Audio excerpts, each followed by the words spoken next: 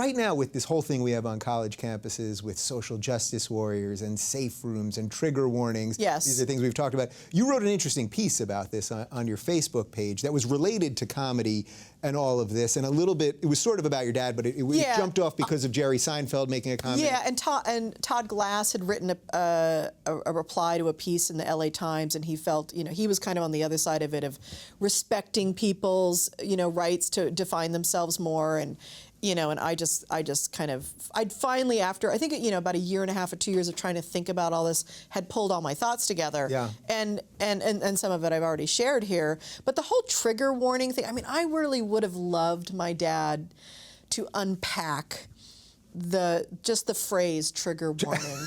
Right. Just to help us unpack it a little bit. And I can only imagine who he would have pissed off with that. I'm sure it would have been the feminists. And my dad was considered himself a feminist. Right. I mean, But that was the irony, right? So something like that, he would have pissed off the feminists, yes. but he was very pro-woman, actually. Yeah. Everything he did was to empower women whenever he would really talk about something. Yeah, his humor, for the most part, I would say, is very pro-woman. And, but I mean, even when he talked about using the term rape, and can rape ever be funny? And then he tells this joke about, Donald or Daffy Duck fucking Elmer Fudd or something. It's funny. That's funny. It's a great image. That's funny. You can't help but laugh. Yeah. So that's gay human duck rape. I'm sorry. That's pretty funny. Now I've got the vegans. Yeah, you've got oh man. And the gays. We'll issue all right, please. Apology on trigger warning on that joke right there, please. Yeah. So yeah, I would. Yeah, I do, like you. I miss him too. There are certain things that come up where I'm like, I wish Dad was here, and then I'm like, okay, so we're gonna have to figure this out on my own, or on our own, without Dad, how to walk through this, And there's some comics out there who I think definitely help with this, absolutely, and they're who doing do you think good work. Is helping? I was going to ask you that a little closer to the end, but as long as we're I think Bill Maher is. I think Louis Black is. I think Louis C.K. is doing brilliant work. I think Amy Schumer's doing great work. Yeah. Nora Dunn just went after her today, and because she's talking about naming her body parts, using nasty words to name her body parts, and she thinks it's self-shaming. So that's going to be an interesting conversation between the feminists. What's going on with that? And and there's a ton of younger comics too that are doing great work. Yeah. And not that Amy Schumer isn't one of the younger ones. She's only, what is she, 30 or something? She's so young, but yeah.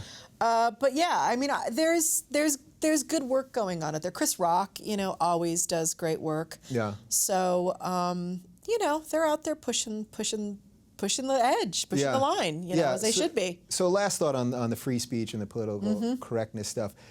Is this where we could really teach younger people? And I hate to say that as if, I mean, there's an arrogance in that too. I mean, I think generations come up and they've got their own worldview, they've got their own life experience, they're trying to define themselves.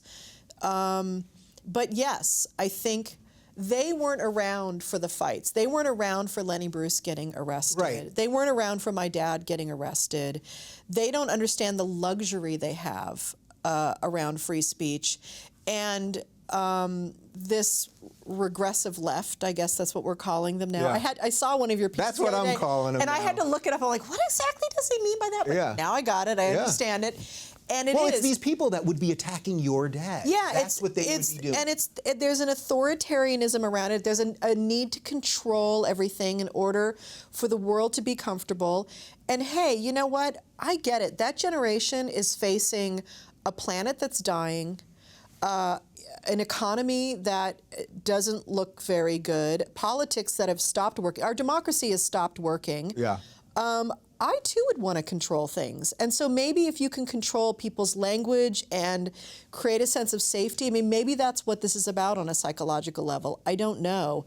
I get it. But yeah, I think it is our job to at least bring some history up and educate them about the fights we've had in this country and to understand what the purpose of free speech is. And it's not like, and our government is no longer censoring it. Yes, this is the It's irony. now corporate America and these interest groups. Yeah. You know, Did you ever think, or someone, so your father literally arrested because of exercising his free speech, Yeah. right?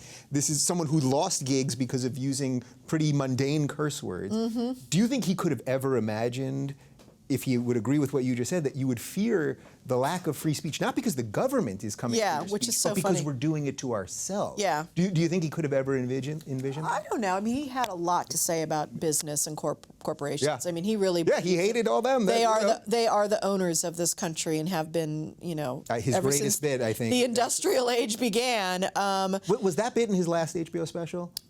About the true owners of the country? No, I don't think so. I think it was the second to last one. Yeah. Yeah. Yeah.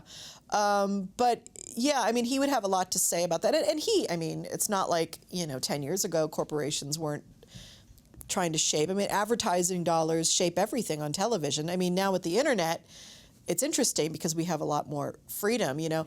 And you know, and I look at like the bigger picture of it, and you think of like the expansion of the freedom that the internet's given us. So it's not strange that some other part of our culture wants to shut something down. You know, there's this.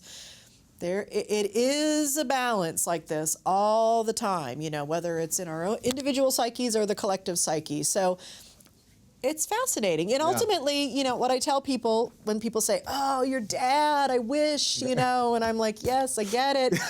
And then I'm going to try not to say it to you. Yeah, but it's true. And but I remind people, I say, look, no matter what, we can remember this. Dad said, when you're born, you get a ticket to the freak show.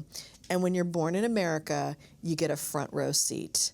So we're at the freak show. And then he added later on another thing which I love, which is, and some of us get to sit on the side and take notes and talk about it, which is what we get to do. Yeah. So, you know, which is a really privileged position to be in.